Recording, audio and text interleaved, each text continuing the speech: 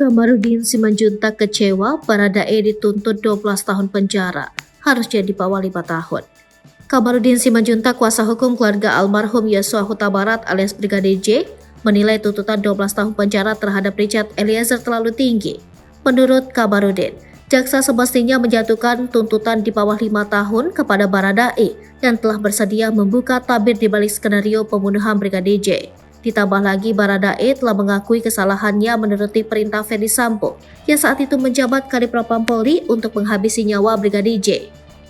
Menurutnya, anggota polisi seperti Hendra Kurniawan yang berpangkat Brigjen dan menjabat sebagai Karopaminal Divisi Propam Polri saja tak kuasa melawan perintah Ferdy Sambo terlebih Baradae.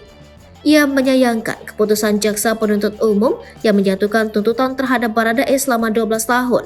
Selain itu dikatakan Kamarudin, JPU dianggap dan memperhitungkan faktor lain, seperti keluarga Brigadir J yang sudah memaafkan Baradae pasca peristiwa berdarah tersebut. Jaksa penuntut umum sebelumnya menjatuhkan tuntutan pidana kepada terdakwa kasus dugaan pembunuhan berencana Brigadir J, yakni Baradae.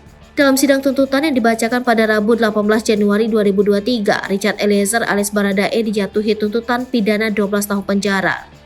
Jaksa menyatakan perbuatan terdakwa Baradae terbukti secara sah dan meyakinkan melakukan tindak pidana turut serta melakukan pembunuhan terhadap seseorang secara bersama-sama sebagaimana yang didakwakan.